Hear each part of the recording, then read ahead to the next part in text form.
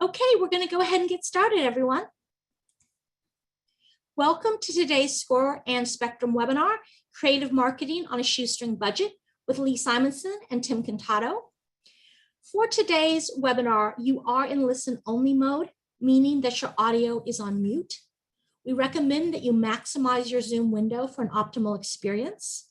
We will have a number of opportunities for Q&A, so you may submit your questions at any time via the Q&A feature at the bottom of your Zoom window. And we will be sending you materials following the webinar, and those will be the slides as well as the webinar recording, and those will go out in the next day. With that, I'm going to turn things over to Tim Cantato to introduce himself and tell you a little bit about SCORE New York City. Thank you, Kendra. Good afternoon, everyone, and welcome to the third webinar for Spectrum Business Insights, Ideas to Empower Today's Business Owners. This one is entitled Creative Marketing on a Shoestring Budget. My name is Tim Cantato, and one of your webinar presenters today. I've also been a certified SCORE mentor for the last 5.5 years. And for those of you not familiar with SCORE, I'd certainly like to take this opportunity to tell you a little bit about the SCORE Association. Sometimes known as the Advisors to America's Small Business, SCORE is a nonprofit association comprised of over 10,000 volunteer business counselors in over 325 chapters throughout the US and its territories. In existence for over 55 years, SCORE members are trained to serve as counselors and mentors to aspiring entrepreneurs and business owners. SCORE chapters offer mentoring services, workshops, and webinars similar to the one that you're about to see, advisory board services for more established businesses, business owner roundtables, which serve as peer networking groups for entrepreneurs, and information resources like templates and instruction booklets through their websites. SCORE mentors are experienced business executives with specialties and expertise in a variety of disciplines like marketing, finance, accounting, and many other fields. They are available to help businesses in all stages of a business's development, whether it be pre-startup, startup, or even ongoing concerns. And as such, SCORE mentors are trained and encouraged to develop ongoing relationships with their clients, meaning more than one-time meetings, but hopefully series of follow-up sessions to help promote success. So you may be asking, how do I avail myself of the free help offered by SCORE? Well, for one, you can request a mentor by going to www.score.org and clicking Find a Mentor. Enter your zip code and fill out a mentor request form, and a mentor will reach out to you to schedule a session. Really, it's as easy as 1, 2, 3. The New York City chapter of SCORE is pleased to partner with Spectrum Business to bring you this series of training webinars. I hope that you will register, sign up, and attend each of the webinars that speak to your individual needs. Now, along with this webinar, I also will be presenting another one on June 28th, and I hope to see you there then. We would like to thank Spectrum Business for underwriting this series of webinars. And in that vein, I would like to welcome Jennifer Ingram, Vice President of Marketing, Small and Medium Business, to say a few words. Thank you, Tim. Hello, everyone today. I'm Jennifer Ingram. I'm the Vice President of Marketing for Spectrum Business. And as you may know, we provide internet, voice, TV, and mobile solutions to small businesses of all sizes across 41 states. We're really pleased to be sponsoring today's workshop, and we're also pleased to be partnering with SCORE on this endeavor. At the end of the day, Spectrum Business and SCORE share the same goal. We really want to help small businesses thrive and be successful. So we understand that small businesses are the backbone in the economy, and I think we've all seen that over the past many months. Small businesses play a critical role in communities, and frankly, in many communities, small businesses are the glue that holds the community together. I know in the town where I live, really some of the defining places and spaces and sort of the feel and the culture of the town comes from our small businesses in our community. So that's why we're sponsoring this workshop series that's brought to you by SCORE. It's really important for us at Spectrum Business to help businesses get the support that they need to start businesses, grow businesses, and to be successful. And this is really just part of the commitment of us operating in the communities across 41 states. So I just want to thank you for attending today's session. I really hope that you find it helpful, And on behalf of the entire team at Spectrum Business, enjoy. Thanks so much, Jennifer. We're delighted to have you. Thanks so much, Jennifer. Delighted to have you with us today. Thanks, Tim, for your introduction. We're now going to say to everyone, enjoy this webinar. And I'm going to turn things over to Lee Simonson to introduce himself. Lee. Thanks, Kendra. Good afternoon, everybody. I've been a mentor in the New York City chapter of SCORE for a bit more than 7 years now. And I've worked with hundreds of clients in the areas of starting up and managing a business, prospecting for customers, as well as sales and marketing. I spent the 40+ years of my career in sales as a manager and as a business owner and a consultant.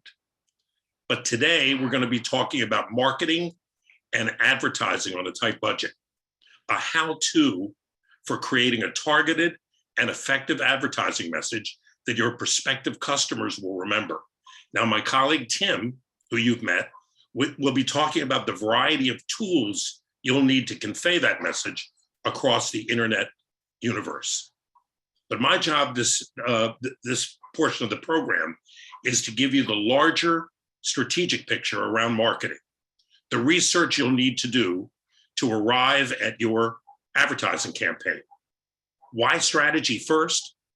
Well, we know that any dollars you spend are precious and few. So you need to get the biggest bang out of each one of them. Talking about the tactical tools at your disposal without first talking about how to aim those tools at the right target consumer with a memorable ad message would be like obeying the order ready, fire, aim. So while Tim will be talking to you about the weapons you can fire, I'm here to help you aim them, as in ready, aim, fire. And to guide your aim, I'm going to take you through a marketing first process called the strategic marketing model that's going to help you clarify and optimize the effectiveness of your advertising message. But let's start with the definition of marketing. It's the art and science of differentiating one product or service from another, no matter how good you think your service is. And it must be the best it can be. There are lots of competitors out there bragging about how good theirs are. So how can marketing help you stand out in this noisy and overcrowded marketplace? Well, you can do it with the aforementioned strategic marketing model and the 5 steps that take you from marketing research to a terrific ad campaign that can help you stand out among your many competitors. Now, as I walk you through each of these 5 steps, please try to think about your business from the point of view of your target customer. Try to set your pride and ego aside and be as objective as you can be regarding your product's strengths and its weaknesses, okay? Arthur Blank, who was the founder of Home Depot and the current owner of the Atlanta Falcons, once said that if you're willing to subordinate your feelings to what the people are serving are telling you, they're going to be honest with you. And Arthur Blank obviously knows what he's talking about. So on to the strategic marketing model.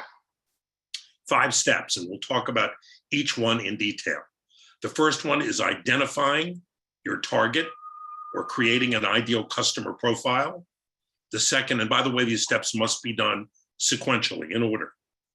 Second is targets purchase considerations or choice factors. Step 3 is a competitive analysis. Step 4 is trying to choose a position based on the work you did in the first 3 steps. And then 5th and final, creating an advertising plan and choosing the correct tools. So in other words, it's marketing first, then it's advertising. Sorry. So let's go to the first step. Who is your target customer? There's an old saying that if you think everybody is your customer, then no one is. Plus, you're here today because you're looking to advertise on a very tight budget. You couldn't afford to advertise to everyone, even if you could. So you've got to clearly define your target by age, by gender, by location, if location is important, by lifestyle, and a good description of the above. Now, here's an example of a buyer persona that one of our clients created. She called him Lance, and she created a 5-paragraph description in detail of everything about Lance and his lifestyle so that she could keep that in mind as she went through the 5 steps. Now, however you choose to create your ideal customer profile, this is who you're going to be focusing on in creating your advertising message. Your entire ad spend is going to be aimed at this target customer. So learning all you can about him or her or they is what you'll need to research. And we'll talk a great deal about research in a few minutes. So let's move to step 2, your target's purchase considerations. In other words, what are the reasons your ideal customer, once you've identified him or her or they, what are the reasons they choose your business or your competitors once they decide to make a purchase in your category? We call these reasons purchase considerations or choice factors or benefits sought by the target when they buy in your category. Let me give you an example. You've just moved and you need to find the supermarket that you're going to be patronizing, and you typically have more than one to choose from. How do you choose one store over another? Well, research shows that among all the choice factors, these are the top ones: location, price, cleanliness, service. There are others, but these are the primary choice factors. Now, here's a more personal example of choice factors. Many years ago, I was in charge of a radio station in New York City called KISS FM. Now, I just want to pause for a minute, because the last time I told this story, someone asked me why I was using old media like radio to illustrate the effectiveness of the strategic marketing model. Well, the answer is that no matter what product or service you're selling, be it e-commerce, bitcoins, or consulting, you're selling a brand. The illustration I'm going to share is about radio, but it could be about any product on the shelf. Because it's my story and the strategic marketing model helped me to succeed, the product, the brand, if you will, just happens to be a radio station. But it might as well be any product you can think of. So when I took over KISS FM, it was a failing, way down the page of radio ratings and no profits. And my new young career as a general manager depended on fixing those ratings. So my team and I went through each step of the model. And after clearly identifying our target customer in step 1, as an African-American or Hispanic man or woman between the approximate ages of 19 and 32, principally in the 5 boroughs of New York City, bright, socially engaged young people with active lifestyles who love their music. Once we've identified them, we then needed to understand through research how and why they chose one radio station over the others as their favorite. What factors influence their choice? And here's what we learned. Among many others, the most outstanding choice factors, the benefits that they sought, were the best music on the radio, the most entertaining disc jockeys, fun contests they could win, and stations that played fewer commercials. Now, before we move on to step 3, I'd like to pause and ask each of you to take a few minutes to think about and write down the top 3 or 4 choice factors you believe your ideal customer has to consider before buying in your category. Now, price is certainly going to be one, but what might the others be? You're certainly going to need to do some formal research on this, but for now, what do you think they care about most. Just take about a minute.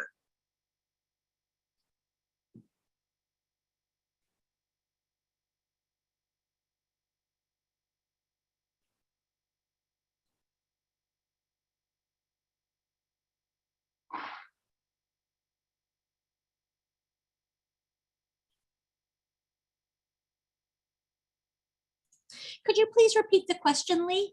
Oh, sure. We talked about the choice factors that your ideal customer has to consider when that customer decides to buy in your category from either you or your competitors.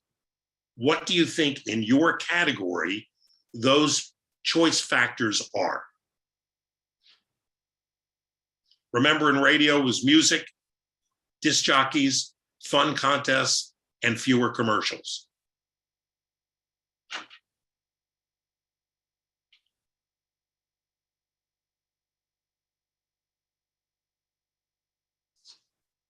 Okay, so let's go to step 3. As I said earlier, you don't run your business in a vacuum. You're competing against somebody, and probably lots of somebodies. Who are they? Businesses of your size, much bigger ones, have tremendous competitive advantages. So who of your ideal customer, what other businesses are they going to consider before deciding to purchase? And if you don't know, you've got to find out, because in step 3, you're going to have to compare yourself and them head to head, strengths and weaknesses, on the basis of the 3 or 4 benefits sought by your target customer, the factors you've hopefully just written. Now, as I said earlier, steps 1 and 3 are arrived at via research. The homework you do to uncover the information you need to understand your customer, your competition, and how to position your product or service in the mind of your customer versus your competitors. And here are just a few services for getting that information. And there are many more. And look at the last 2 bullet points. Go to your competitors' websites. It will tell you everything you need to know about what they think is important to your target customer. It's the same target, right? What they think is important to your target customer. So that gives you some insight, as well as lots of other information you want to know about your competitors when you're preparing your advertising. Also, interview your customers. Ask them why they chose you versus your competitors, and who are they thinking of? And ask them lots more questions. Folks, knowing your customer is the most important thing you need to know when building a marketing plan. In addition to SurveyMonkey and Quarraloo, a client of mine just told me about Pollfish, where he asked a number of questions of about 100 people at $1 a person. And then there's Google Survey that you can use. So lots of resources. You know, before the internet, which included my time at KISS, we had to hire third-party researchers at great expense to gather this kind of information. There were no websites to look at, no digital solutions to look at to help me learn about our customers, their needs, or our competition. Now, all of that information is just a few clicks away and available at a minimal cost or even free. So marketing research on a shoestring is very doable in the digital age. Now, in New York, at the time of KISS, there were well over 50 radio stations competing for ratings and advertising dollars, our only source of revenue. But only 2 of those stations were direct competitors for our target listeners, WKTU and WBLS. WBLS is still in existence. Based on the research that helped us identify those top 4 choice factors that drove our listeners to pick their favorite station, we went further and we asked a sampling of our target to tell us who they like best amongst KISS and our two competitors in each of the 4 choice categories. And here's how we laid out the information. We called it a competitive game board. And in the vertical, we listed the 4 things that we knew our target cared about. And on the horizontal, the names of the 3 radio stations. And based on the verbatims that we got back, the actual things that our target said, we scored ourselves, and we had to be objective about who did what in those 4 key areas.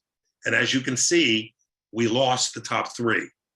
The only one we won was fewer commercials. Now, this was kind of obvious because we were newer than the other 2 stations.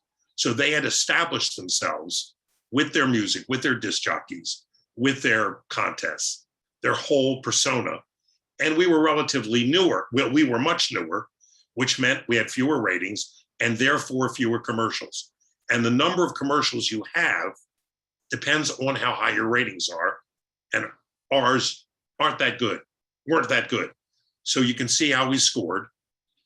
So can you think, as you think back on the choice factors, of any opportunities versus your competitors that you may have? Now, the point of this exercise is to try to determine if among the factors your ideal customers care about in making their purchases, do they give you credit versus your competition? In effect, you're looking to identify the unique selling proposition that you can lay claim to and build your ad campaign around as you plan it in step 5. Can you find a position in step 4 that you can build and hang your advertising message around? If you want your ad message to stand out on all of the ad platforms you choose from those that Tim is going to go over in a few minutes, you've got to make it as memorable as you can.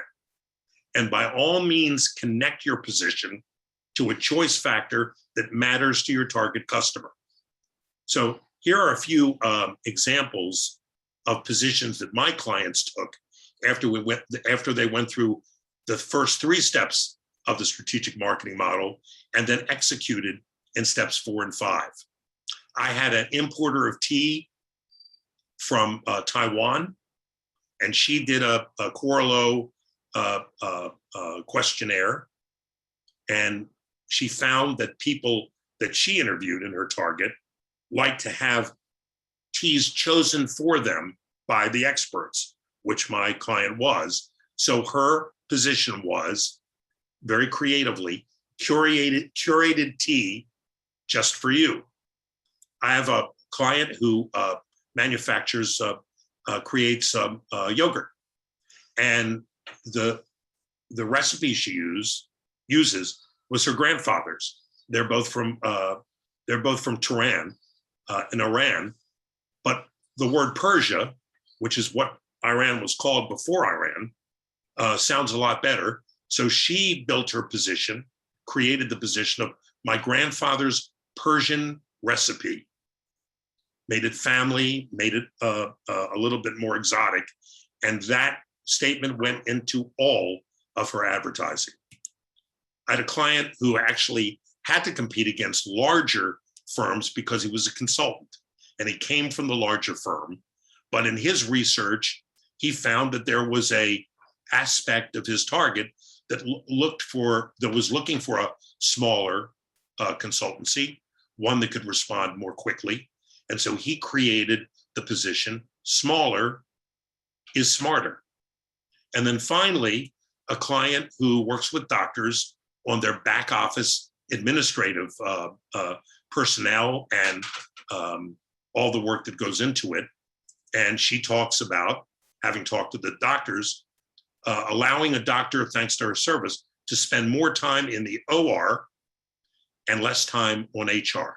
Now, they didn't come with these positions themselves. They surrounded themselves with friends and advisors and brainstormed the research And that's how they came up with these statements, and they're memorable.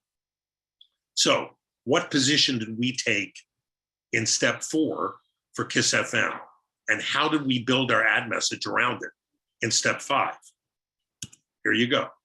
We advertised the only position that we uncovered in the strategic marketing model that mattered to our target.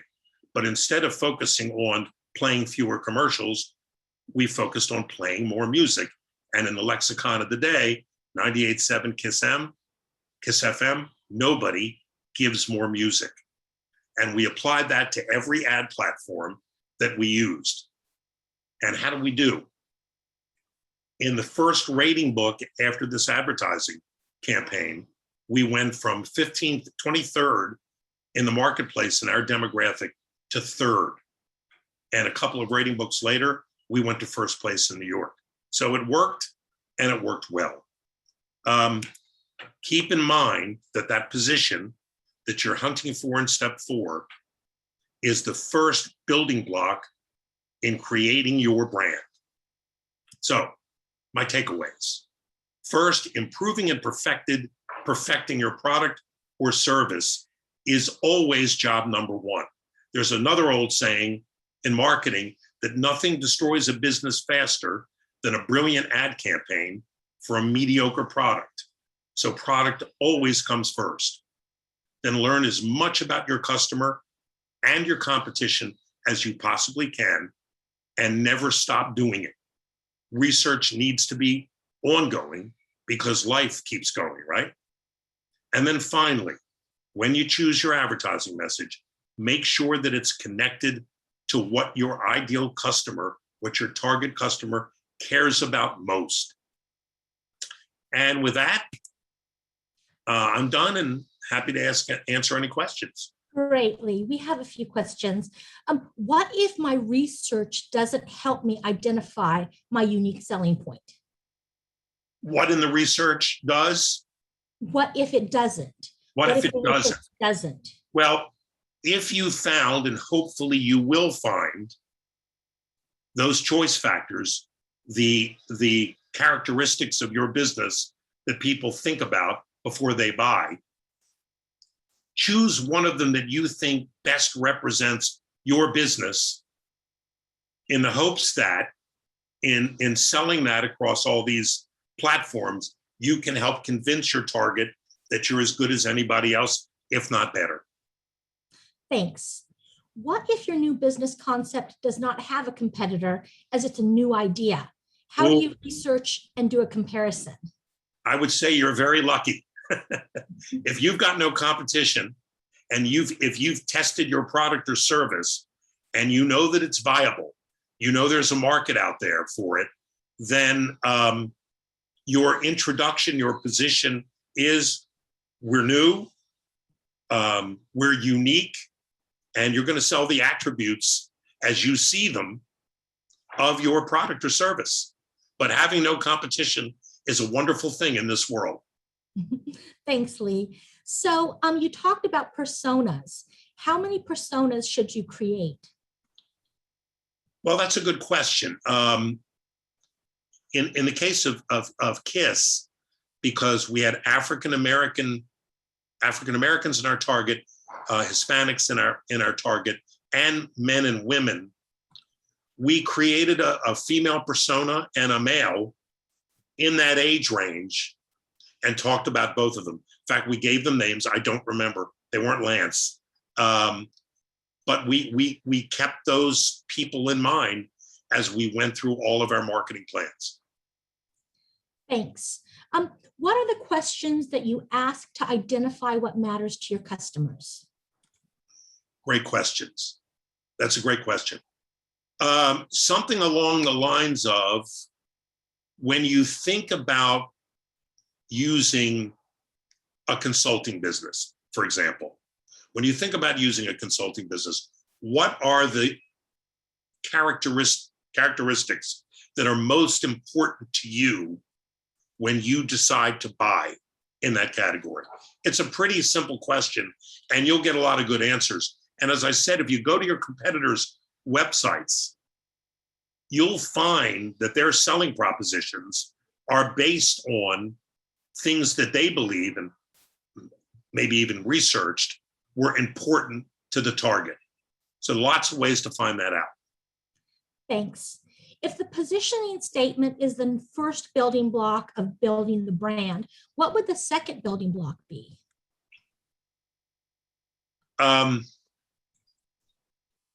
Fulfilling the promise that you make as you sell in to your brand, meeting and exceeding expectations is the single most important thing.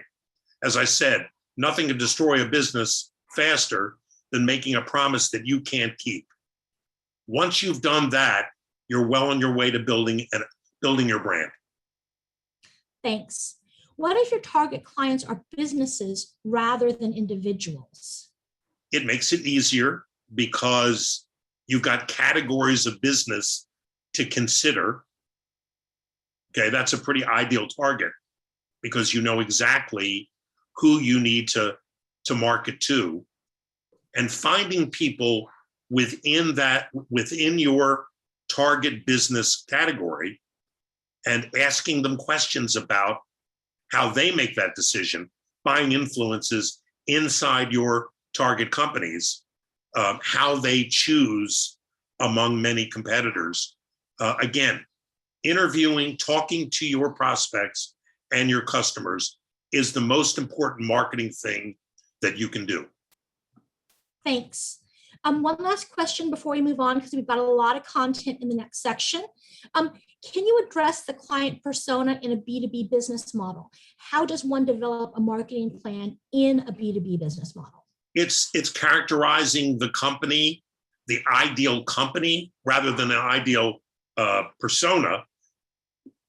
Who is the company that you're selling your goods and services to? Give them a name, the Apex company. And here's what Apex does. And here's the person inside Apex. We need to appeal to someone that I call a buying influence, identifying that buying influence inside a company that you can characterize. Thanks so much, Lee. Thanks everybody for the questions. A number of the questions coming in are very, very specific to your business. And I would strongly encourage you to meet with a SCORE mentor to get the answers, because they are so targeted to your business needs, your challenges. And that's exactly what a mentor is there for. I'm going to put in a moment that the URL to request a mentor into the chat. But at this point, we're now going to move on to the next section because we've got a lot of content to cover. So with that, I'm going to turn things over to Tim Cantato to introduce himself. Tim, do we have you with us? He's on mute. Yeah, sorry about that. Give me a second. I just have to find my slide again, and I'll be right there. Turn on your video. Okay, and turn on my video. All right, thank you. So let me just go ahead and make sure that I've got my slide right there. Give me a second. Sorry, folks. I'll be right with you.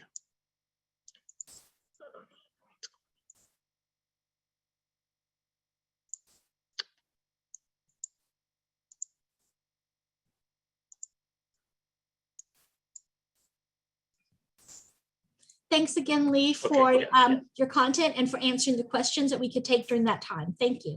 Thank you, Kendra, and thanks to all of you. Okay, let me just go ahead. There you go. Sorry, I lost myself. Sorry about that. I'll be right there. Slideshow from current. Okay, sorry about that, folks. I'll be right there.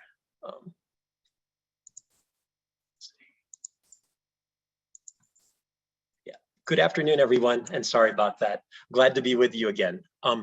As part two of our presentation, I wanted to give a quick outline of what we'll be covering over the next few minutes until the end of the webinar.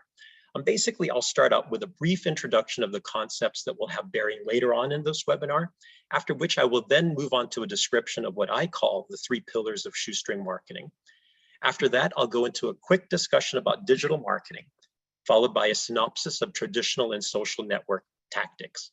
Finally, we'll pull it all together, both the learnings from Lee's presentation and mine, to hopefully give you a roadmap on your journey to utilize these techniques and tactics in your businesses. I will reiterate once again that you will receive these slides alongside a recording of the presentations. So I don't want you to stress out due to the volume of the information that we'll be covering, because we will be covering a lot. Okay. As Lee had mentioned, a big part of our webinar is to give you the tools to be ready, to aim, and to fire with the marketing tactics that I in turn will discuss. Getting ready is essentially making sure that your marketing identity, messaging, and positioning are established. Aiming is making sure that you are targeting the right audience for message delivery. And firing basically means using the tactics that I will discuss to strategically hit or impact your target with your message. In getting ready, we must first ensure that your identity as a business is established. Okay.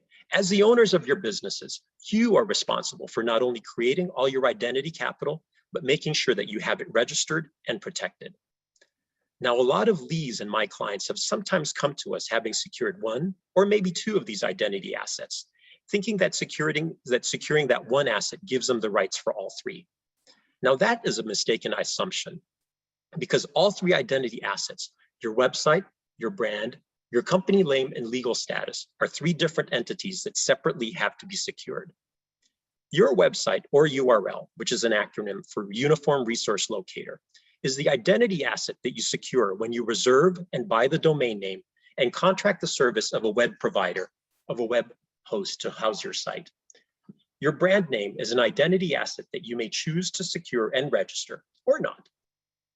Now, if you feel that you have a unique, powerful brand name that you have created and that you feel you want to protect, you will need to register that name with the United States Patent and Trademark Office at www.uspto.gov. You can access that website and do a rough test search, which is a trademark electronic search system search, to see if your brand has already been claimed by a business or entity in your same or in a related industry and field. You then can apply for the trademark using that website's TEAS, or TEAS, which is a trademark electronic application system search, to get the ball rolling on securing your brand name. Finally, creating and solidifying your business as an entity can simply be a matter of filing for a DBA, or a doing business as, which is essentially a business alias if you wish. If you wish to create a business that will be known under a different name than your own. Now, you cannot just call a business whatever you want without filing the right paperwork for a DBA.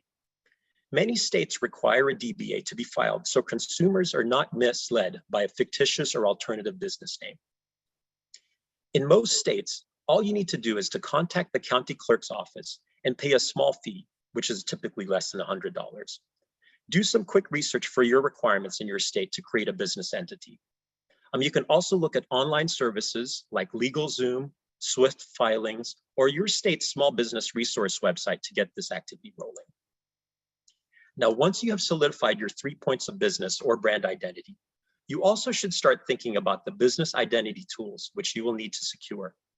While in this chart, I highlighted, I'm looking pretty much at the top 4 entries and made them high. Social media presence and licensing information will certainly be very dependent on your industry and strategic positioning. These tools are just some of the assets to deploy for reflecting your identity.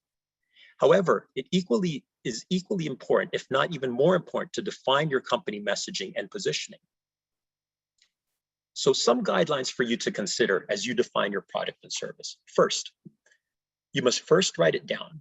Second, be as specific and as descriptive as possible. And third, ensure that your note is completely understandable. The best way to ensure the comprehension level of your business definition is to give that written description to someone that you have not explained your business to ad infinitum. Have them read your note and have them regurgitate it back to you. When writing your positioning statement, answer these 5 questions for yourself, okay? Now, you've probably seen these in many versions, okay, from before, but it's very important that you solidify this messaging in a succinct and concise manner. Basically, you will want to answer, who was your customer? What is the product or service that you're offering? What makes you different and better than your competitors? Why should your customers believe you? And even more importantly, why should your customers care? You know, we need to get this communication clearly so that you can make the messaging stick. An example of, you know, how these questions can be answered for an established CPG or consumer packaged goods product is right here. This example is of Nexus shampoo.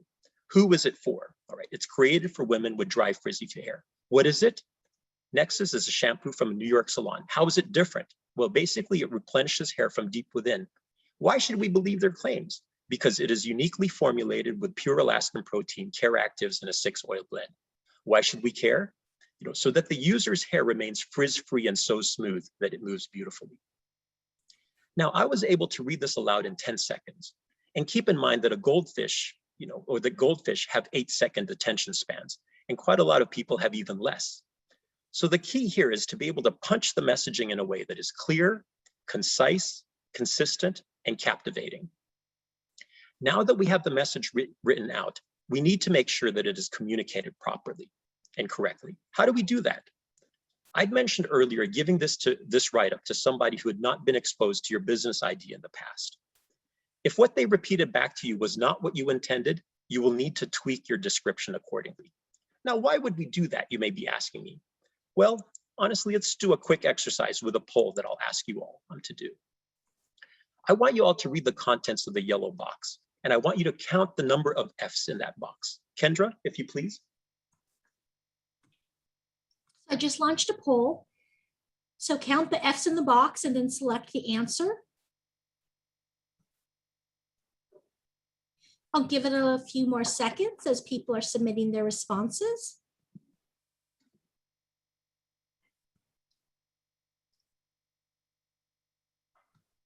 Okay, we've got a lot of responses coming, so I'm going to give it a little bit longer, Tim. Okay, no, fair enough. We normally are dealing with 30 or 40 answers, so this will be good. Got to give everyone a chance to count the F's.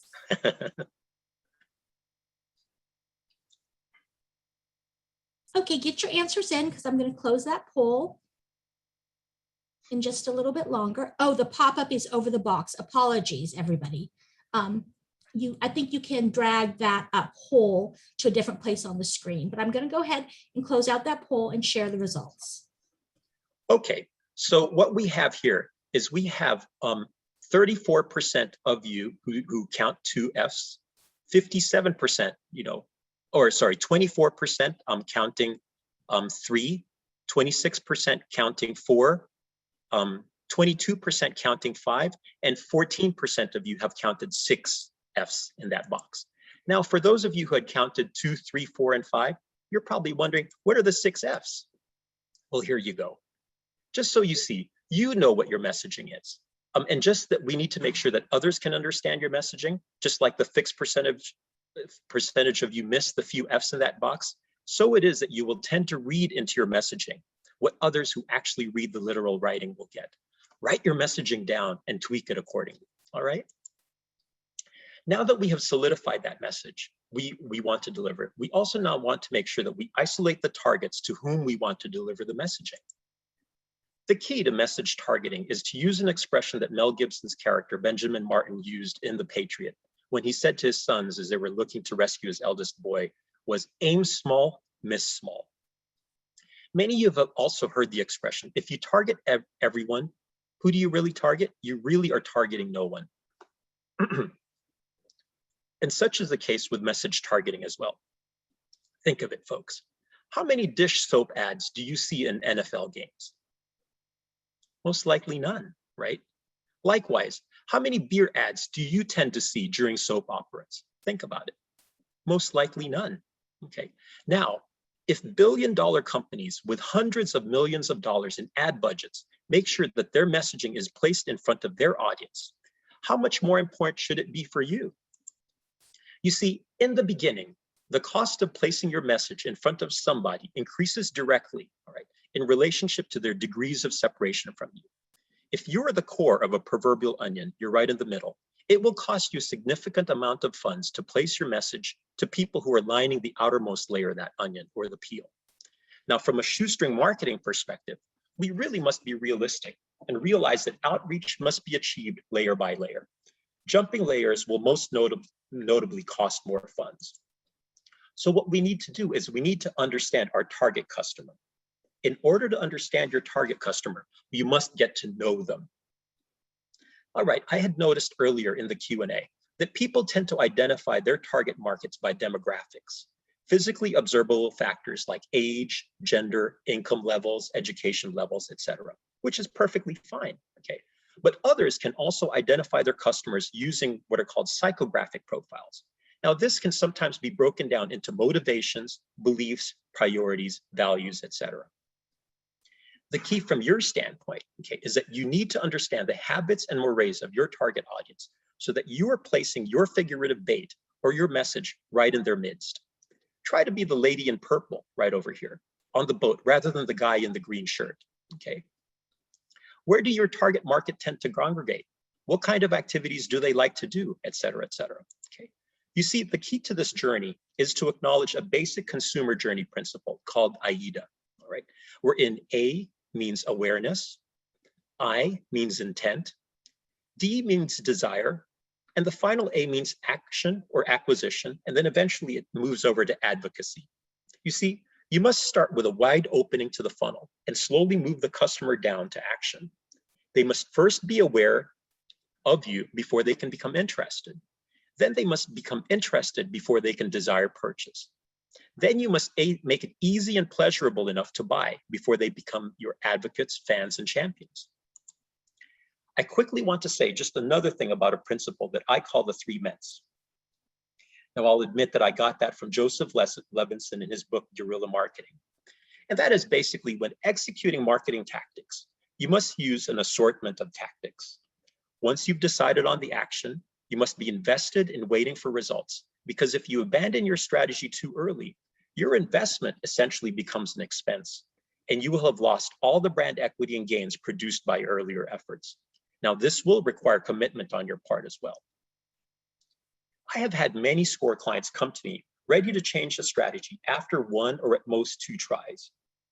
Now, in truth, it takes 3 to detect a trend, and more often than not, with a little patience, the strategies that we implemented ended up working, thus saving us from losing, quote unquote, the investment, that we had made into expenses. It is important for us to keep these 3 Mets in mind, because we have to be flexible while rooted well enough to identify and target our customers effectively by their values, or in other words, using a modified psychographic profile. For example, taking the initial messaging about Nexus shampoo and going back to Lee's discussion about choice factors or buying factors, all right? I defined 7 buying factors that probably would be important to prospective customers of shampoo. Now, we can all agree, as you guys are looking at this chart, okay, that different people value different features and benefits of a product individually. For example, customer A prizes salon quality, brand name, and fragrance, and thus doesn't care as much about accessibility or price. On the other side, you've got customer D, okay, who values price and accessibility most of all, and therefore doesn't think all that much about brand name, okay, and fragrance, all right, and salon quality. So the truth of the matter is, we also understand through this, all right, that there is always a bell curve describing your target customer base. In other words, there are customers who are likely to buy from you, okay? There are customers who will always buy from you, okay? And then there are going to be customers who will likely buy from you. Now, to be truthful to you guys, there are also going to be customers who will seldom buy from you. And hard as it is to accept and stomach, there are customers out there who will never buy from you, all right? The key then from your standpoint is to go back and to look through these factors and try to decide which customer is which profile is which, and which choice factors do they prize more than any other. Because the key from your standpoint is to define the value priorities of the customers that you will be most likely to buy from you, and position or target your message accordingly. Because eventually, these people will always buy from you. Now, your biggest target are these folks right here, okay? The key after that is once you have saturated this part of the market, eventually you will have to start tweaking your messaging so that you can start convincing these folks to start buying from you. But in the end, it all comes down to understanding your messaging, folks, and understanding the choice factors and the values that your target consumers have for you. Once we have established the messaging and the target customer, We then look at, what I had called the 3 pillars of shoestring marketing to consider moving forward. You've got your digital online, okay. Then you've got your traditional, and then what I'll call social tools, all right. Now, because of COVID restrictions, which thankfully are decreasing, I will focus more on digital and online tools, but I'll generally discuss traditional and social tools as well. All right, Kendra, maybe we can take some time for maybe 2 questions. Okay, we have a question. What if you've been in business for a few years and have not been able to discern a specific customer beyond, they've all been adults, they've been men and women, some have been rich and some not so much, all races. Do you have any tips on how to narrow it down? Yeah, so I think that, the key from that standpoint is I guess I discussed it earlier. When you're looking at defining your target market demographically, you find yourself eliminating a lot of other markets, okay? The key from your standpoint is really to think, what are the values, okay, that are important to your target customer? Because more often than not, those values transcend standard demographic levels, okay? If you find out, for example, that from your perspective, the values that people, let me give an example. I guess if I think of, when I was younger, Damon John's initial product line, I guess it was Rockaware. Was that probably what it was? So if we look at it from a demographic standpoint, yes, from a demographics, they were thinking, okay, I'm going to look for urban, young urban youth who like this product. That could be one way of doing it, right? Which means that they're going to place their products in those locations where in their young urban youth are going to get it. Another way of looking at it, okay, is anybody who wants to look neat and cool and hip, okay, and who can afford it, but not necessarily managing it against a specific demographic, young urban African-American, customers. In that particular case, when you define your messaging, okay, based on the values that you want to place in front of your customer, that opens it up a whole lot more. Then the challenge is, from your perspective, I guess, from a targeting standpoint, looking at the demographic tables and seeing of the demographic groups that you're looking to target, which ones might be the largest, and putting your messaging in front of them. But the first way to sort of tackle that is really to look at values. Great, thank you. Let's go ahead and dive forward into the content because we've got so much to cover. Okay, fair enough. So now, the digital marketing landscape is huge, okay? And what ends up happening basically is that, thanks again for that. You may recall that as I was speaking earlier, that there were 3 pillars of shoestring marketing: digital, traditional, and social. I'll certainly be spending a bit of time on the digital aspect, and then, reminding everybody again, all right, that, we'll be talking, you guys will be getting these presentations later on, because I don't want you to panic, all right? Now, the digital marketing landscape is huge, all right? The MarTech 5000 publication, updated for 2020, actually lists 8,000 companies involved in various aspects of digital marketing, okay? Now, due to the legion of disciplines and the complexity of really this ever-changing field, I want to be certain to clarify for everybody that in these comparatively few minutes, we really will be able to skirt the initial layers of what is the myriad, okay, of depth-ridden fields. I hope that by the end of this webinar, the notion of some aspects of digital marketing will be demystified just a little bit for you. You see, in essence, putting all of that aside, in essence, websites and your social media presence achieve a blend of 3 main objectives: branding, e-commerce, or lead generation. And it basically is up to you to decide how much of your presence will be dedicated to any 1, 2, or 3 of these basic objectives. They are, of course, many, many other objectives in specified detail that can drive your presence in digital marketing. But these 3 and mixes thereof are good baselines to start for your small businesses. Earlier, we talked about knowing your target audience, all right? This requires knowing wherein they reside online. What platforms do you feel they enjoy using? Which platforms are best suited to the distribution of your content, all right, in prose, image, or video form? Now, not only is it key to understand which platform is highly frequented and used by your target market, but it's equally as important to acknowledge which social media platform you enjoy using most and with which you are most comfortable, all right? Because, one social media platform that hasn't been included in this graphic is Clubhouse, which is a good platform in which to engage for anyone in consumer or business services. Now, if there is a general truism, all right, that can be applied to social media platforms, it is that true, honest, organic, and faithful content will result in more positive results than content that is not faithful to you, your brand, or your company, but that is generated solely with the express purpose of making sales. You see, when I practiced marketing at Nestle, Rubbermaid, and the Hain Celestial Group, digital marketing was not utilized in the ubiquitous manner that it is today. Now, with the advent and ascent of digital marketing, it eventually became an arms race of bigger, better, and more granular marketing tools that can be used. But the truth of the matter is that in the end, there is no silver bullet in digital marketing. You'll remember, of course, one of my three wise men being assortment. Okay. So it is with digital marketing.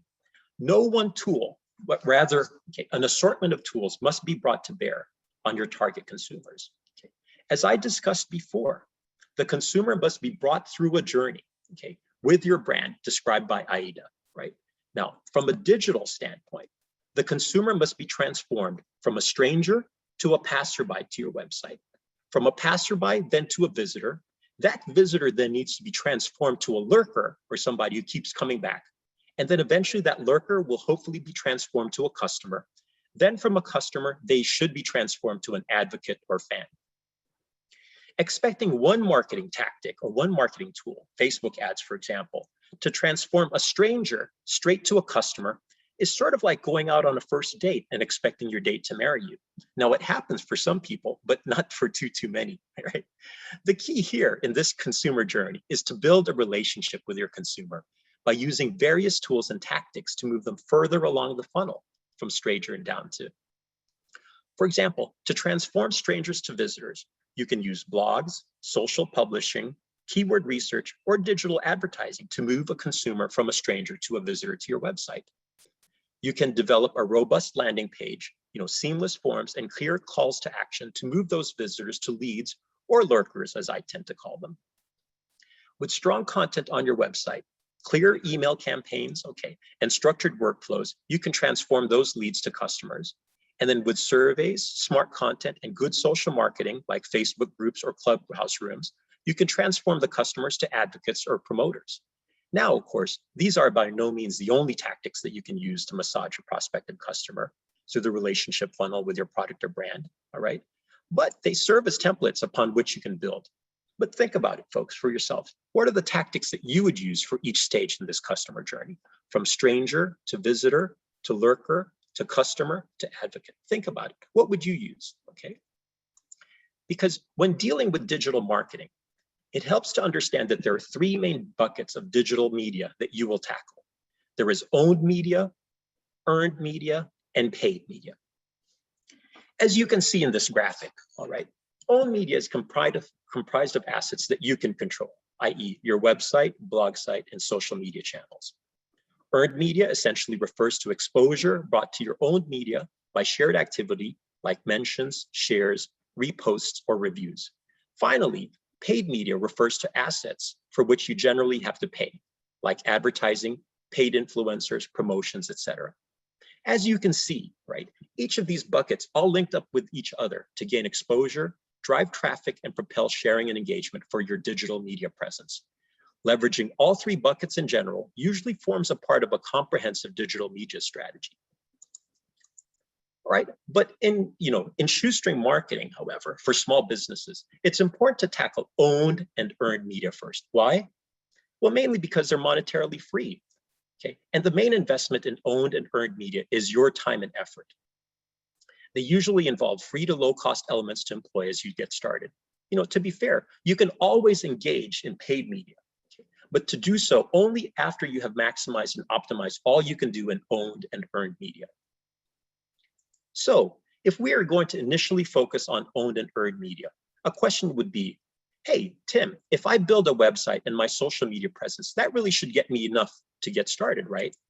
Well, not necessarily, folks. You see, if you build it, they will come is not enough in digital marketing. With all the billions of websites on the web and the millions added each year, you will have to make your website easier to find. Okay, that is part of your responsibilities in owned media. Beyond that, then you have to get others to talk about your website and your content. That is part of your responsibilities in earned media. Okay, a lot of this is initially, encompassed by the discipline called SEO, okay, or search engine optimization. Now, the key of search engine optimization, all right, is really to realize what the goals and the objectives of search engines are.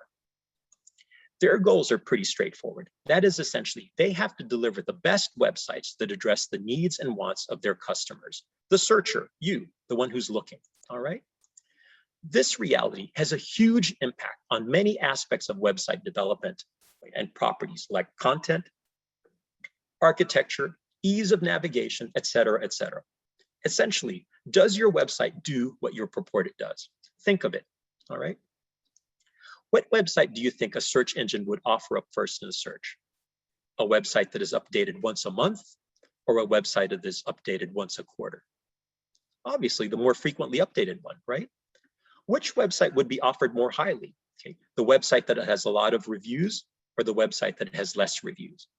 Again, the one that has the most reviews, right? Which website would be offered more highly? One that has a lot of backlinks or a lot of websites mentioning it, or one that has fewer? Again, pretty straightforward, folks, isn't it? The one that has more backlinks, because that pretty much is the one that has the most mentions. In essence, the more satisfied the searcher, the higher your site will rank. So, let's try to demystify SEO, the search engine optimization. How does search work? First, before we start, it's important for you to understand that when you do a search, you are not actually searching the web, but rather you are searching the search engine's index of the web, all right? So once you've created and published a website, okay, the first thing that happens is the search engine, okay, sends a program, okay, to a spider to crawl your website. The main method that the websites use to identify what websites to follow is to follow links upon links of pages that, that search engine already recognizes. Those programs or spiders then will index your website. In other words, they will revisit those pages to seek to understand the content and purpose of your website through your text, through images, the video files, etc. Okay. Now, all that information is then stored in the search engine's index, all right? And finally, the spiders will rank your website based on a searcher's query, all right? The spiders will go through the index, and based on a variety of factors, by the way, over 200 factors in Google, all right?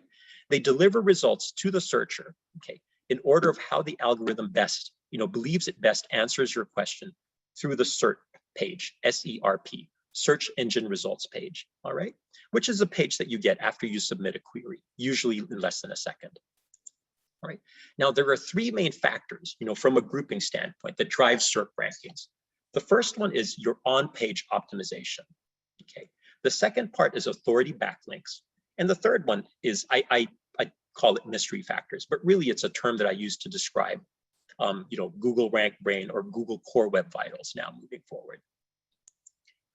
On-page optimization, okay, is essentially the architecture of your web page and how easy you allow those spiders to navigate, identify, and classify the content of your website. These would include making sure all your identifiers, right, like meta tags, titles, keywords, and images are all optimized, okay? That your organization is clearly laid out through the sitemap creation, robot text creation, and website structure optimization. And finally, is your website interaction data, activated through website analysis and competitive analysis? In other words, to have as optimized a website as possible, you will need, right, keyword-rich URLs. Okay, you need to make sure that your architecture and the HTML code in your site are as optimized as possible. You need to make sure that your websites, your web pages URLs, okay, are shortened. Be sure to shorten them. Use an app like Bitly, B-I-T-L-Y, okay, for your website. Shorby, S-H-O-R-B-Y for Instagram, or Sniply, S-N-I-P-L-Y, okay, for adding a call to action, a CTA to the link that you are sharing and shortening. Make sure that you optimize your images, okay, pictures for size. Make sure that you are using, okay, JPEGs, all right, and that you're balancing load speeds with image size for optimization. Make sure that you, okay, alt tag all your images. Now, alt tags are basically HTML attributes, okay, that are applied to images in order to provide a text alternative for search engines. You see, search engines right now are not able to identify images unless you put an alt tag. If you have a lot of images on your pages, on your web pages, and you're not using alt tag, you're losing a lot of real estate, okay, that a spider is not able to identify. So that's a wasted opportunity. Make sure that you, make sure that you improve your page load speed, okay, by implementing suggestions from Google's free Page Speed Insights tool, all right?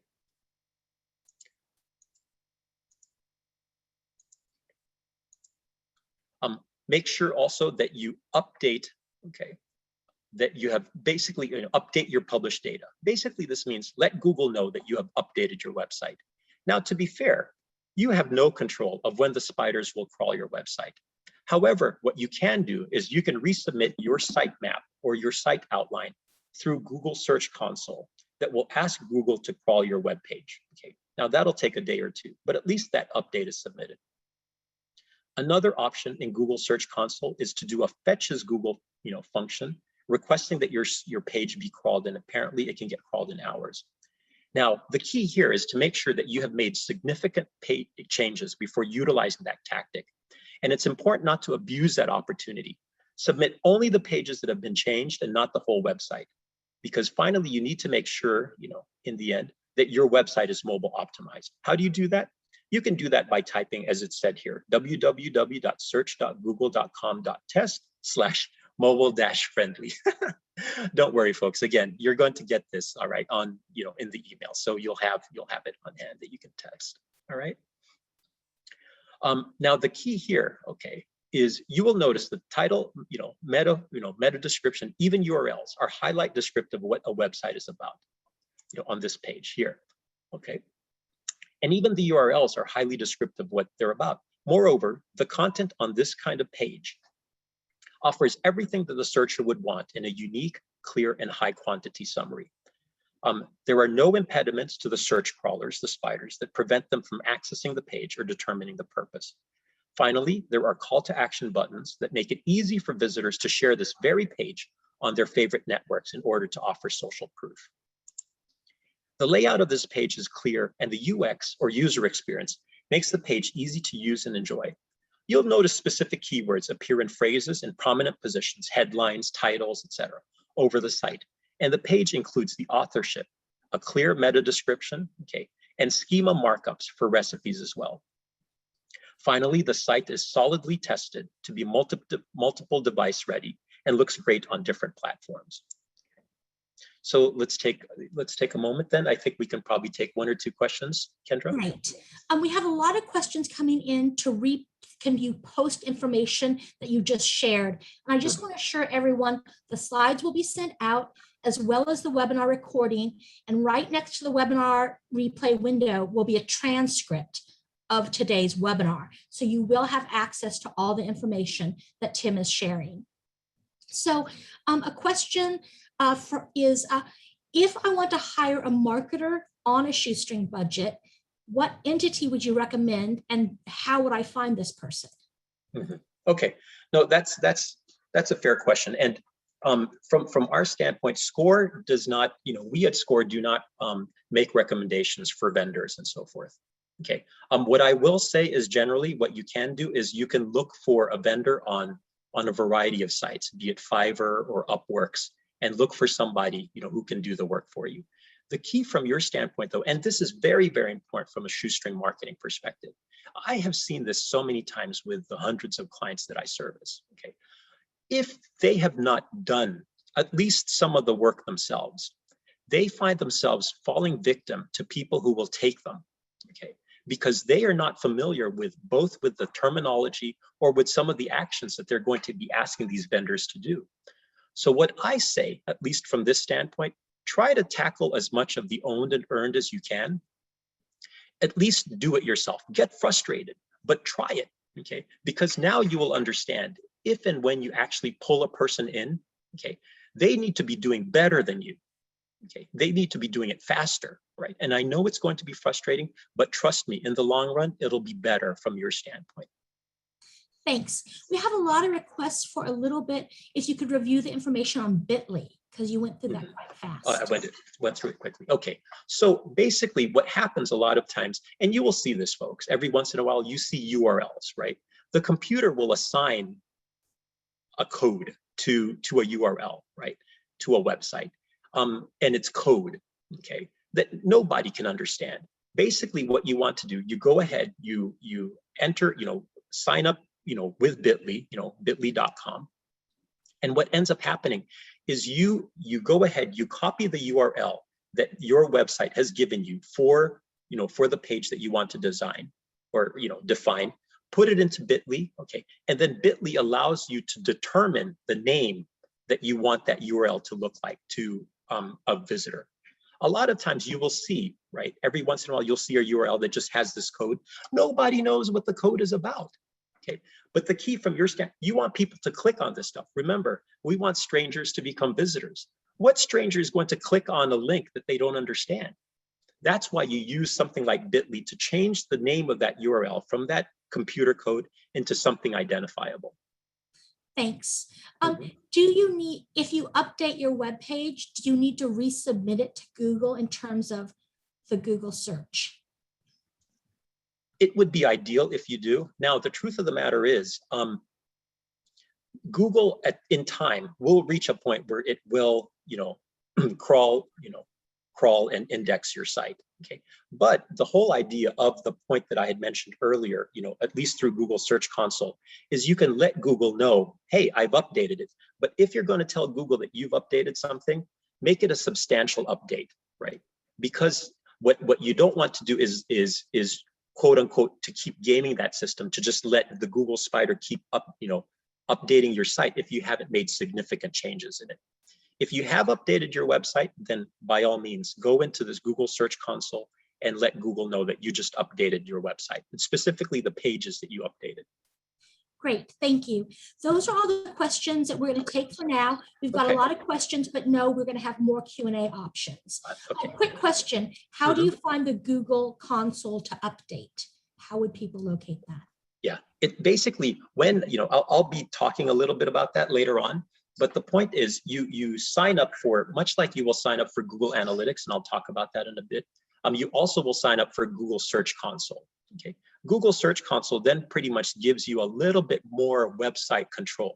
Okay, from a Google standpoint, it will let Google know, hey Google, I've updated this page. Hey Google, if you send the spider to my page, I don't want you to notice this page, but I want you to spend time on this page, etc. It's really just a matter of signing up, with Google Search Console once you have set up Google Analytics. Thanks, Tim.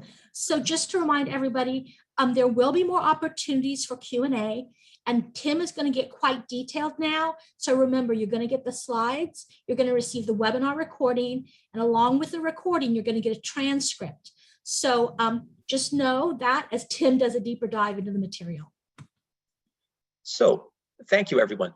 Before the break, we were talking about owned elements, okay, and how to optimize, your owned media elements. So what I want to do is I want to discuss earned media elements shortly, along with some suggestions for getting exposure for your website and social media activity. You remember earlier that I had mentioned that one of the foundations for strong website visibility was authority backlinks. That basically means that your website, your blog, your videos, etc., are mentioned and shared by somebody else, hopefully by someone of authority, okay? And one of the ranking factors for a website that results in high performance on a SERP, okay, is PageRank.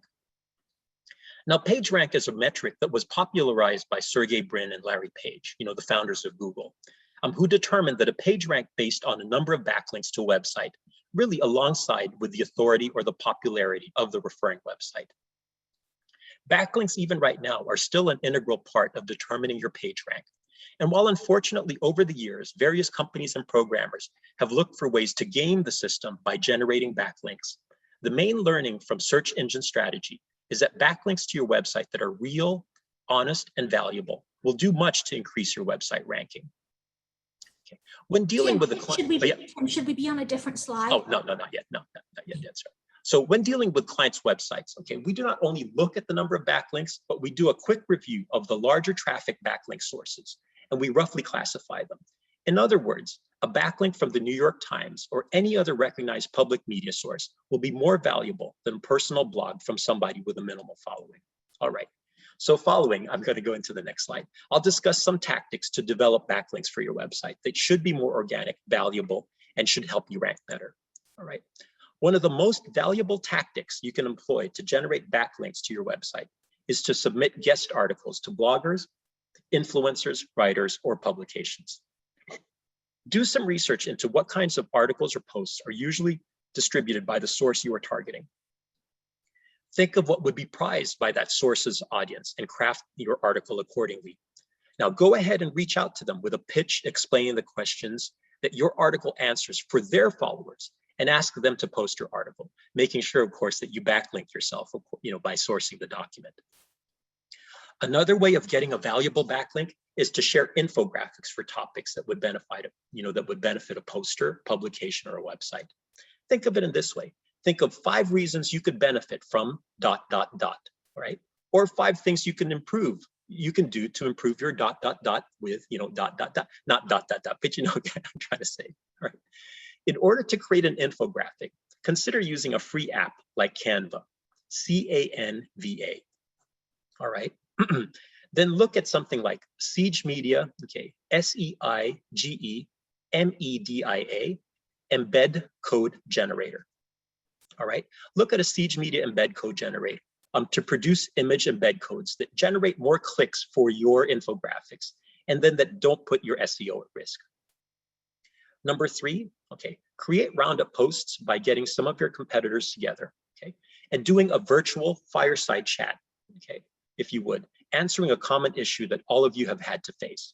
For example, if you're a personal trainer, you can get together with a number of other personal trainers to discuss how to continue your fitness journey even during a quarantine, or even try something like getting back into the fitness saddle after the lax attitude of the quarantine. Have each one of you answer specific questions, either in the chat or in the blog. Now, the key of this tactic, all right, is to consolidate the feedback of both you and all your competitors and make it into one post that you can then distribute to all your competitors to place in their social media, all right? Now, all of the contributions, right, all of the contributors will have backlinks obviously included in the post. But the thing is, you will gain more exposure by reaching their audience. Think of it this way, folks. This is the number of people that you're able to reach, but now you're reaching their people too. So all of a sudden your reach gets exploded, okay? And your exposure gets more because now you have sent out you have sent out that article to them and you're getting exposure to their, to their followers as well. You will certainly gain more exposure by reaching their audience as well as yours. This truly is a case of rising tide raises all ships. Number 4, all right, be active on various social media forums like Facebook and LinkedIn groups or Clubhouse rooms. Key involvement here will center around making sure that you are contributing to these groups, offering valuable information and your expertise, and expressly not selling, all right? I can't say that enough. In these groups, actually, anytime you join a group, one of the first things they want to make sure is that you are not advertising your services. But what ends up happening when you join a group or a Clubhouse room, okay, is by joining and actually offering information and being an expert and giving help, you will have people reach out to you and ask, for your expertise later on that you can then convert, if you would, to customers later on. Because the truth of the matter is, no one wants to be sold on these forums, but everyone will appreciate a group member who is knowledgeable, helpful, and courteous. Number 5. One good way to find competitors' backlinks is to look at their websites through www.spyfu.com and or alexa.com. That would be www.alexa.com. Enter your competitors' websites into the search boxes for them, and then scroll down till you see the listings for their backlinks or the publications, blogs, etc., that link back to your competitors. In general, think about it, folks. If they are linking to your competitors, they would be good sources for you to connect to and to inform of your existence, okay? Other good free backlink checkers are linkodis.com, which is LINKODY.com, serbstat.com, okay, that is SERPSTAT.com, and backlinkwatch.com, okay, backlinkwatch.com, okay? Number 6. Converting unlinked mentions of your company is as simple as setting up a Google Alerts really for your company and brand name, and reaching out to whoever writes about your company or brand, asking them to link your URL to what is already a published mention. Number 7, engage in social media, and I mean engage, all right? Now, this is probably the easiest way for you to create backlinks to your website. To be fair, while the value of your backlinks isn't as great as backlinks generated through other means mentioned here, they are free and easy for you to execute and completely within your control. Every opportunity you have to place your website's backlink should be a chance for you of which you should take advantage, right? Number 8, register on the website Help a Reporter or www.helpareporter.com as a source. Once you have registered as a source on Help a Reporter, you will receive emails 3 times a day from Monday through Friday, with requests from reporters and media outlets worldwide. Scan those emails, and if you're knowledgeable about any of the topics listed, reach out to the reporter directly through the anonymous email address provided. If the reporter feels that you are the right source for them to mine, then you can be interviewed and published in their piece. Make sure you post that article when it comes out on your blog and website, and look to see if they will backlink you in the article mention itself. Truth of the matter is, it never hurts to ask, all right?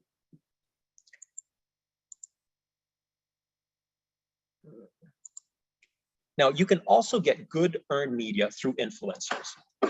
The key for influencers is to target your influencer, follow them, and follow the personalities they follow in turn. Now, don't fall in love with follower numbers, folks. Rather, look to see how much engagement they have with their followers. Try to gauge what percentage of their followers like, comment, or ideally share their posts.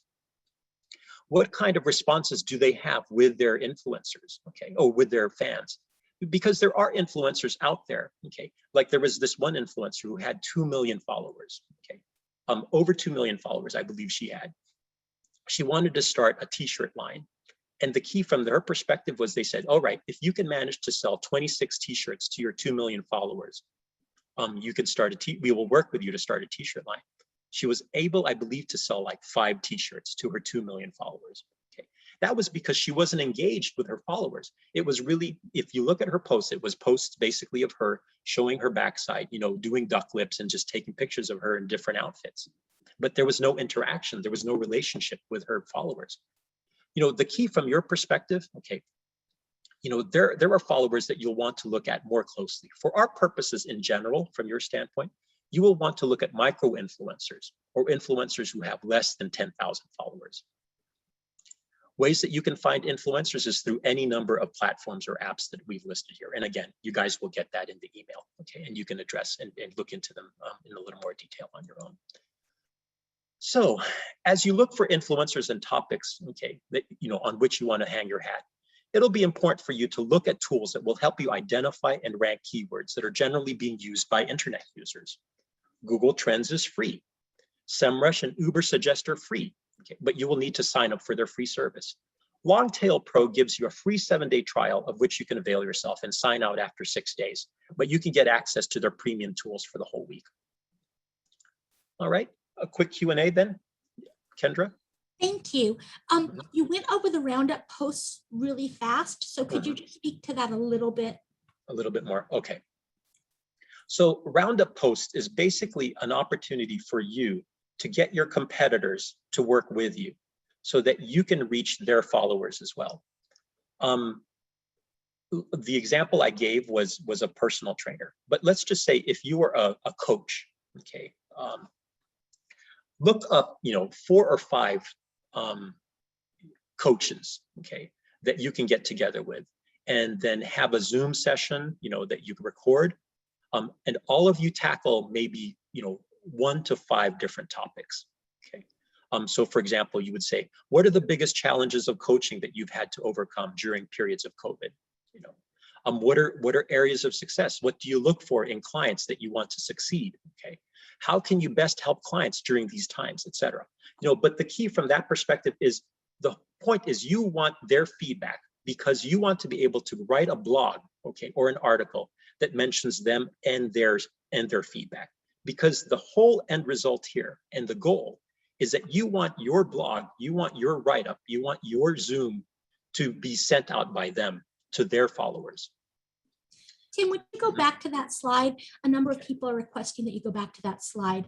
Okay. Tim has covered a lot of content really quickly. I just want to assure you, you will receive the slides as well as the webinar recording, so you will have complete access to all this information at the pace you would like it. The transcript will be right next to the webinar recording, and that is searchable. So just know that a lot of content really quickly, because we want to get as much information as to you as we can. Can you go to the next slide, Tim? Mm-hmm. Or the next one, probably this one. Yeah. Yes. So let's see. What can you do if you're a one-man band entrepreneur and don't have the time to engage on social media platforms? Mm-hmm. Okay. So that's, I mean, that's fair, right? But the truth of the matter is, more often than not, what ends up happening is, as a one-man band, you have to determine just how important marketing and outreach is going to be for you. All right. What tends to happen in a lot of these cases is when you were thinking about activities, okay, for social media, what tends to bog people down is they think that there's just so much effort that goes into the actual implementation. Oh my gosh, what do I have to do to do a post every day or every other day, etc. That tends to take a lot of time. Okay, your best bet is, if you want to engage in social media, dedicate some time for yourself to plan, 30 to 40 posts moving out on Instagram, on Facebook, or whatever. Okay, go ahead, write them out. Give yourself 3 to 4 hours to do it one day of the week. Okay, and then just put it in your calendar, right? So that through the week, all you have to do is dedicate maybe 5 to 10 minutes to post it. Okay, because what ends up happening a lot of times is you get so frustrated that every day, what am I going to do? How do I create this post? Let's not worry about that each day. That gets overwhelming. Your best bet is actually to dedicate some time, at least 3 to 4 hours, to really plan out what you're going to do, and then spend the rest of the time executing it. Okay. But not only that, because once you've sort of mapped out what kind of posts you're going to be executing moving forward, you don't have to do it. Worst comes to worst, you can just get an intern or a nephew, okay, or a younger sibling to do the posts for you. But you at least will have done all of the hard thought, okay, all of the strategy. Thanks. We're going to take one last question, and then we're going to move forward and have more opportunities for Q&A. Tim, is it required to get a website? Do you think that's critical, or is it adequate enough to have social media? So that's a good question. All right. The best answer that I can think of that, okay, is that there are a lot of changes that are happening in the digital universe nowadays. One of the biggest changes that is happening, okay, is that each of these platforms are really becoming very jealous of their platforms. Whereas before, you used to be able to get a lot of links, from YouTube into Facebook, Facebook to YouTube, and so forth. But what is happening as things are moving forward is that YouTube wants to keep YouTube customers in YouTube. Facebook wants to keep Facebook customers in Facebook. Google, as much as possible, doesn't really want people to move away from a Google site. Okay, so I'm using this as a long way to say that your best bet, all right, for having control of your property is to set up your own website. And what you use is you use social media platforms to drive people to your website in the end. All right. Great. Thanks. With that, let's go ahead and move forward. Okay. So, other ways that you can, other ways you can increase your digital presence. Again, this is really along the owned media property. Okay. We can discuss. And the first steps really that everyone, should do on this webinar is you should claim your free Google My Business account. It's simply a matter of Googling Google My Business and then clicking on the non-ad based URL to bring you to a screen that looks like this. All right. Once you've got that, you can tell if an account has claimed their free Google My Business profile when you Google their business name, okay, and I'm going to say GMB for Google My Business, all right? And the GMB box shows up on the right-hand side, okay? No GMB box, folks, no GMB profile, all right? Please notice, okay, over here, how the meta keywords of the SCORE New York City website make it nice and clear what SCORE New York City offers. Okay, once you've claimed your Google My Business profile, it'll be very important for you to ask your clients to fill out your GMB reviews for you. The more 5-star GMB reviews you get, the better you will rank in SERP. I would like all of you to create and claim all relevant free profiles that you can on all social media properties appropriate, like on Facebook, on Instagram, on Twitter, YouTube, LinkedIn, Snapchat, WhatsApp, Pinterest, etc. Okay. Claim your free business listings and business listing sites like Yellow Pages, Yelp, Angie's List, City Search, industry directories, business listing sites for search engines, etc. Okay. Now, the key here is that when you are supplying your NAB, your name, address, and business, be sure to be consistent, accurate, and descriptive. Add your website link and all social media IDs. And folks, when I say consistent and accurate, I mean consistent and accurate, okay? It's probably better to just establish a boilerplate for your NAB that you submit to all the listing sites. Don't spell street ST period on one and STREET on another. Make it consistent across the board, okay? Look at checking your listing effectiveness using this free tool right here, that moz.com site, okay? Let's see. Step 4, add location pages to your website, okay? And ask for positive reviews from friends, families, and clients. As you can imagine, getting reviews gives you an advantage for ranking, okay? And for click-through rates and click resource optimization, right? The location data also offers you up on the very popular near me searches. I don't know how many of you guys do that. I do that a lot, you know, and if you don't have your location in, you won't pop up when a person's looking for something near you, okay?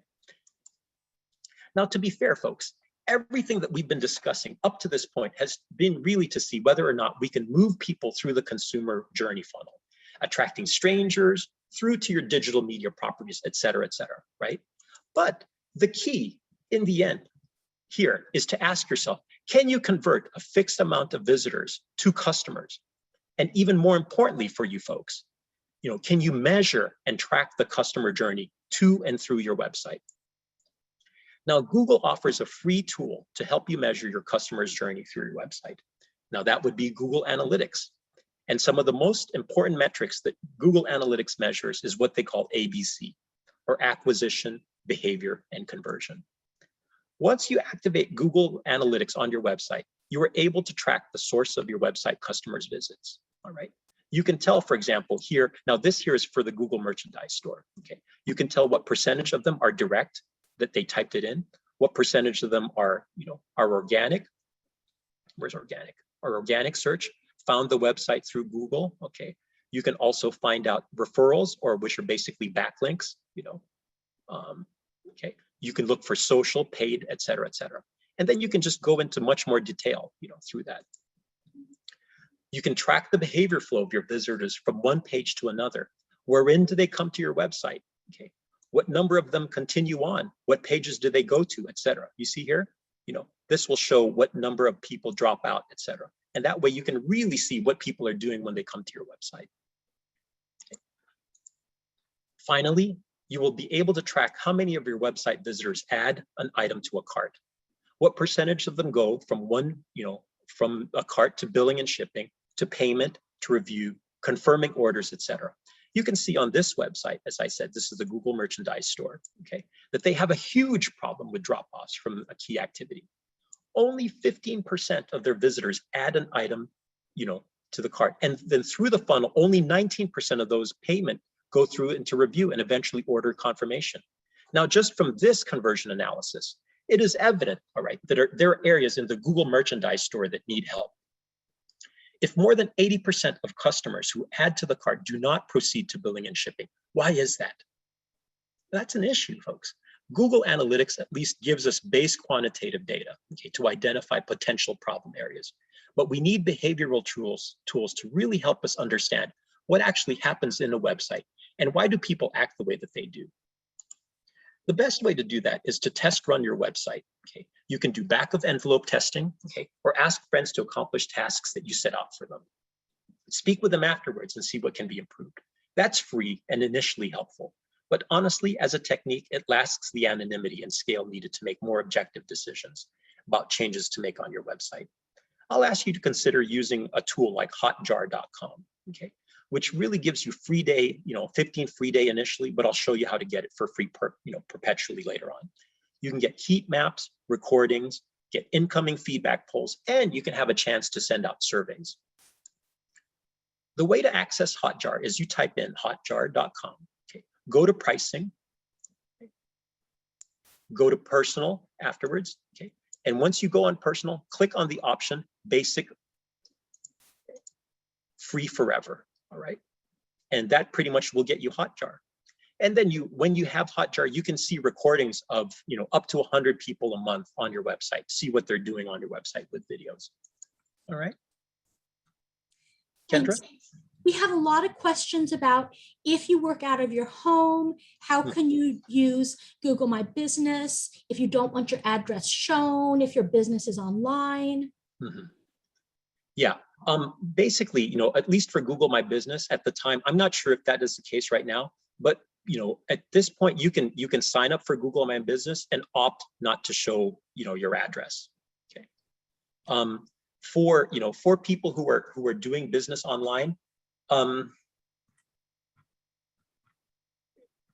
what you can do is you can look at securing, if you have a PO box, or don't put in the PO box, but at least put in the location, okay, of the business, of where it is, and register that initially just to get you started on it.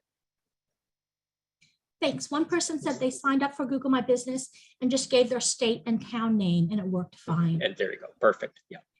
Google Analytics, is it free? Yes, completely free. If you list your business on all the third-party sites that you mentioned, as well as your own website, will it likely be ranked lower? Will it be ranked lower? Lower meaning higher, right? Oh, sorry. Yes. Yeah.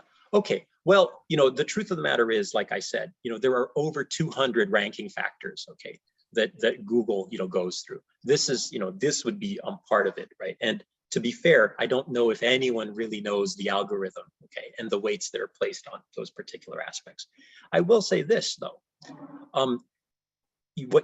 Theoretically, for any of you, right, the best thing that you can do when you get your website set up, get Google Analytics, right? See where you are before you execute any of these steps that we're talking about. Go ahead and execute the steps and see what the change is over time. Because at least for most of the clients with whom I'm working, more often than not, when we start executing these initiatives, they don't go to the first page. I'm not saying that, but they certainly improve. Okay. Thanks. How do you find places to submit guest articles? Say that again. How do you find places to submit the guest articles that you mentioned previously? Okay. No, that's a good question. Your best bet, usually, depending on what industry you're in, okay. So what you can do, Google is your friend, and Google is an amazing search engine. Whatever your industry is. So let's just say I'm a small business consultant. Okay. I just want to find out, I can just type in small business consultants in New York City, and I will see the list, that will come up, right?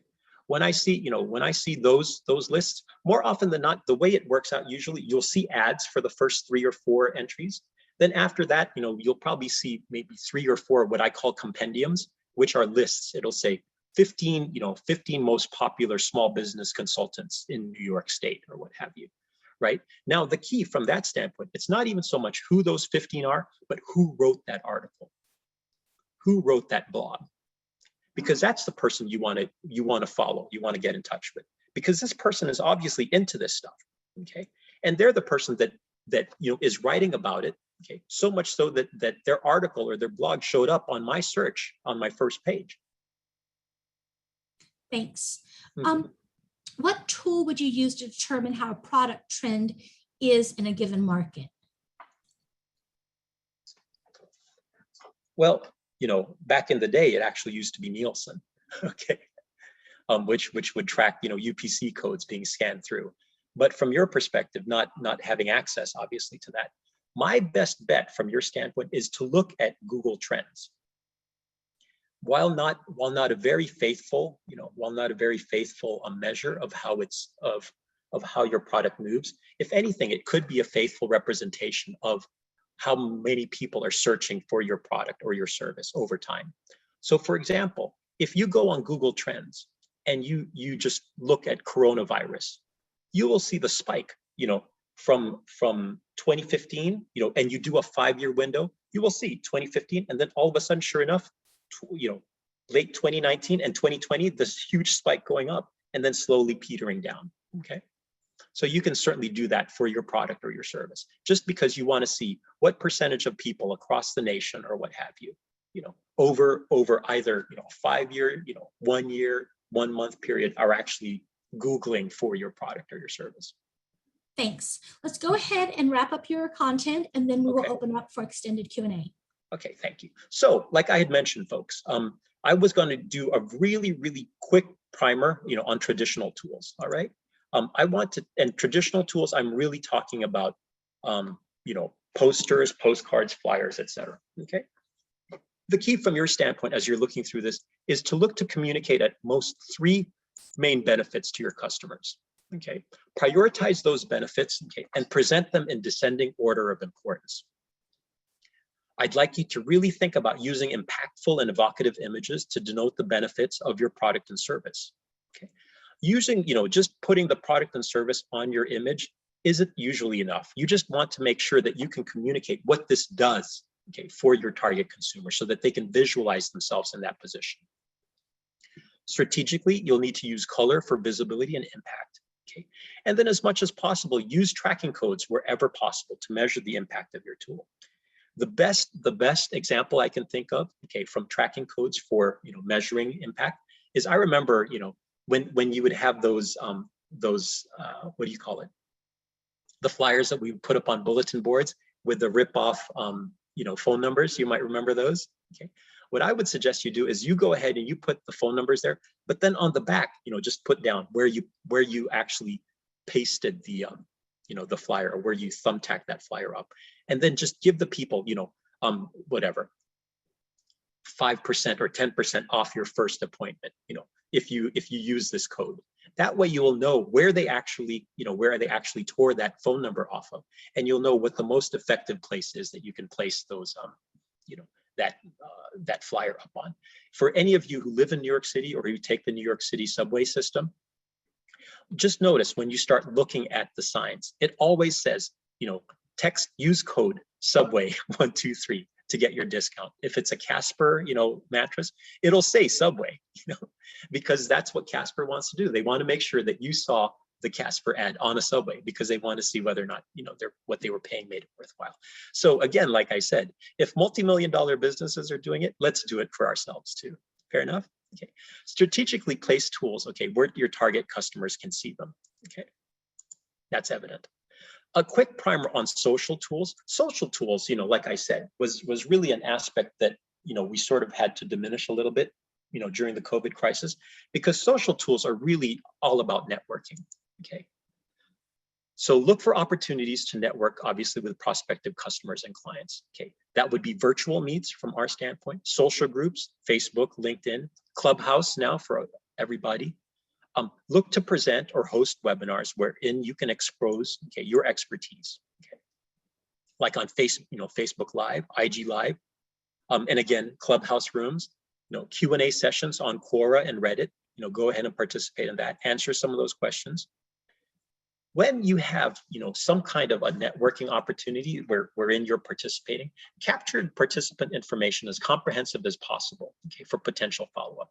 But even more importantly, folks, okay, after you sign up with the webinars, look for the membership signups and so forth. The key here is also make sure that you develop a follow-up plan for each of these venues, so that, how many times have we had cards, right, from the days when we were actually doing physical networking, and you would get these business cards and you didn't know what to do with them, and they would just end up taking up the dust. So the key from your perspective is, if you do have these cards, what you want to do, go home, okay, with your bundle of cards, either from a virtual meet or whatnot, okay, with a bundle of cards, put them in a spreadsheet or in an Access database, name, phone number, email, and what you guys discussed, okay, and hopefully what you would like to talk to them about. Then, pretty much for yourself, confirm and convince yourself that maybe 2 days after you spoke with them, you're going to reach out. hey, you remember at that, at that event, at that meeting, we discussed this. I'd like to follow up with that. Maybe we can either have coffee, or you could spare me 15 minutes or 30 minutes of your time to lend me the benefit of your expertise. And the key here is don't let those contacts go dead, folks. They're hard to do. Okay. So, all right, folks, after all of this, let's try to pull all this dense information into some kind of plan that you, okay, as an entrepreneur, can hopefully use for your business. Because the question that everybody's, now glassy-eyed looking at Tim going, so what do I do now, Tim? All right. So the key here, all right, is that you have heard everything that Lee was just saying. Define your target market. I was just saying, obviously solidify your advertising message. And then I talked about creating your collateral of your business card.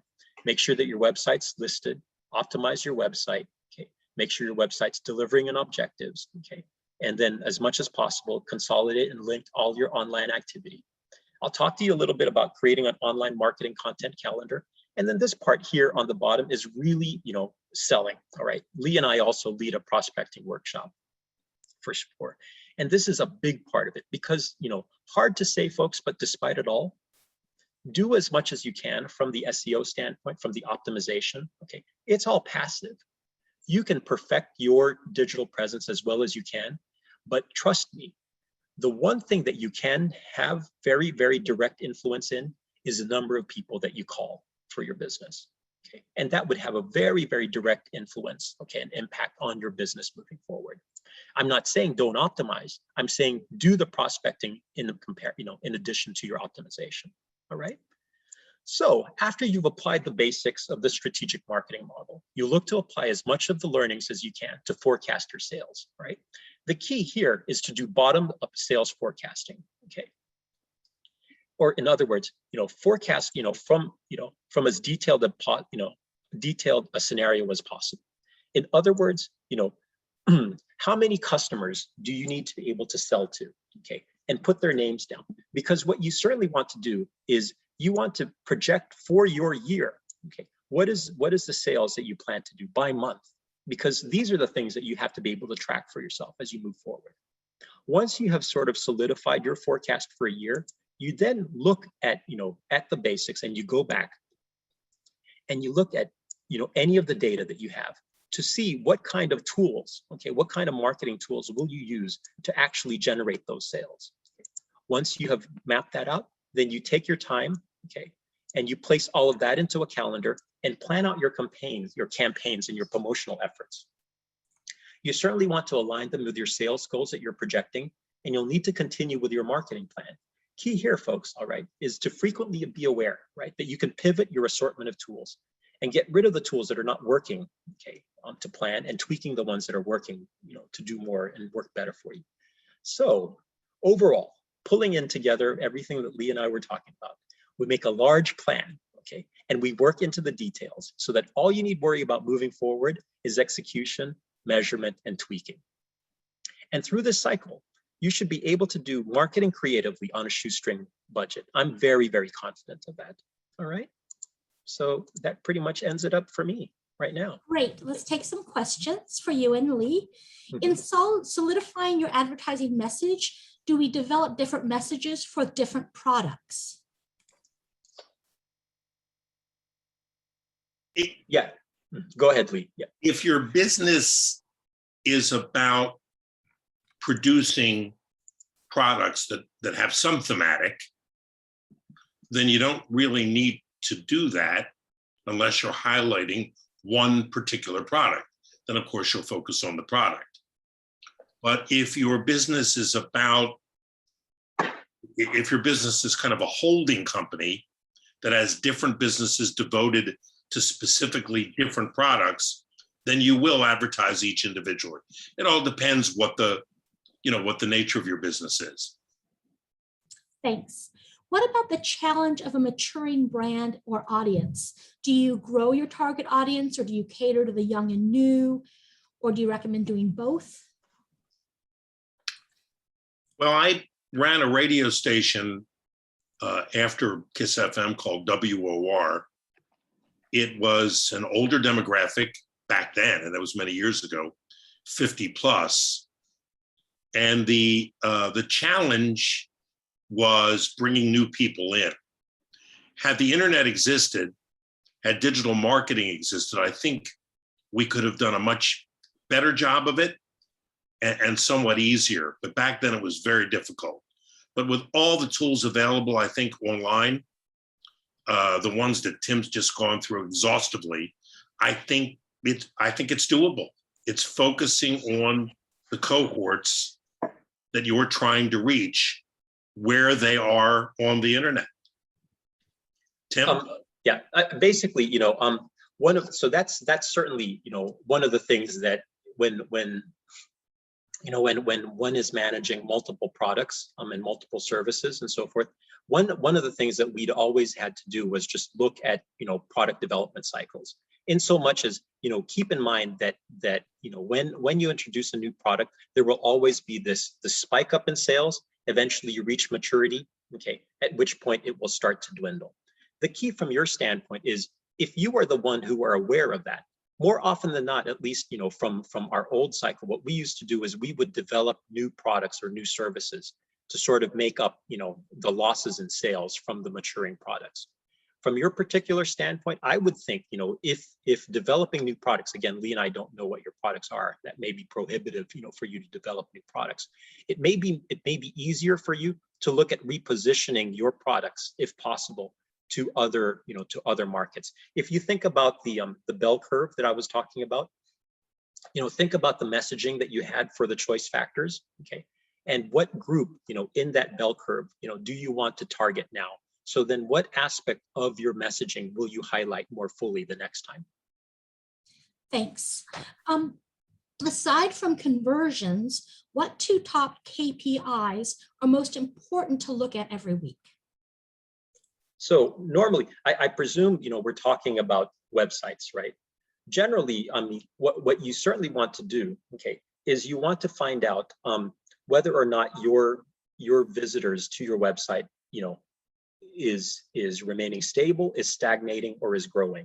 Okay, then you want to look at the source of the traffic and what the trend is, from that standpoint. You also want to make sure that your engagement levels are robust, okay, and increasing, and that can come down to pretty much your time on site, your average pages visited, etc. Just to start, because all of those eventually lead to a point where hopefully your conversion works. Thanks. What is the most effective way to get an overview of a person's journey to becoming a customer? How many touches or interactions they need before becoming a customer? How can we learn what mix of social, email, etc. works best? Tim speaks to that very well. And Tim, I think you had a slide about that in your talk. I think that was the, pretty much from the stranger down through, right? Yes. I have heard many people say that there are an average of, whatever, 10, 12, 18 touch points, et cetera, right? But the truth of the matter is it's very difficult to set a standard from that perspective, because if one sets a benchmark, we fail to take into account the quality of the engagement, all right? So it is important when you are thinking about your engagement with a potential customer as you're moving them through the customer journey, not only the quantity of your engagement points, but the quality of them. Thanks. Can you talk a little bit about how much a small business would spend on a shoestring budget? How much do you have? It really, I would say, and then Tim, you'll kick in. I don't think there's an exact formula for it, but it really depends how much revenue you've got, how much of an investment you're willing to make. Tim, do you have an exact formula for that? We did back in the day, but yeah, I think and the thing about it, Lee, even just back in the day, from our perspective, I mean, they were dependent variables, right? So, we never, or very seldom would we ever say, okay, we have to spend 20% of our revenue on whatever. You know what I'm trying to say? Absolutely. It's very, yeah. And it's doubly difficult for you, right? Because whereas theoretically, when I was on the Stouffer's team or what have you, I knew theoretically, give or take, $5 million what our sales were going to be, right? So then we could sort of determine what our budget was going to be. It's going to be doubly difficult for you because, it's very difficult to forecast your sales. The key from your standpoint, really, okay, everything from a small business perspective will come down to your ability to forecast what your sales are, right? And forecasting sales will come down to you being sort of granular. Okay, if I'm going to be selling this bracelet, okay, I know of 15 stores where I can sell 100 of these bracelets. If I'm going to be hitting each of those 15 stores, then I'm going to make, let's just say, $15,000. If I'm making $15,000 and these bracelets cost me whatever, 15% of my gross, okay, that gives me this percentage of my gross margin. You then determine based on all your other indirect expenses, what you can then budget for your marketing activity moving forward. Thanks. So we have many questions, and we don't have the time to answer them all, and many of them are very specific to your business. So I'm just going to encourage you again to reach out to a SCORE mentor. These are one-on-one conversations you have specifically where the mentor gets an understanding of your business, your challenges, and can provide that free one-on-one business guidance. It's not just a one-time conversation. We're really here to partner with you and to help guide you on your journey as a small business owner. With that, I'll just remind you, you can go to score.org, click that Find a Mentor option, enter your zip code, and we will connect you with a mentor. We are sending you the slides as well as the webinar recording. Next to the webinar recording is a window that has a transcript of the webinar. So all the information that Tim and Lee shared, you will have access to it, and you can review it at your own pace, because I know there was a lot of content today. We are going to ask you to fill out a survey to let us know what was effective about today's webinar, what was most useful to you. So keep that Zoom window open after I close out the session, and you will see that webinar survey so you can complete it. We really appreciate your taking a moment to fill that out. And we will again be sending you the slides as well as the webinar recording. And along with that, we'll also send a link to the webinar survey in case you don't get a chance to fill it out right now because you have to head somewhere. So with that, I'll just say thank you so much to everyone. Thank you to Jennifer, to Tim, to Lee. We hope that we were able to provide you with some great content today, some great ideas. And with that, I'll just say thank you so much, everyone, and enjoy the rest of your day. Thank you, folks. Thank you, everyone.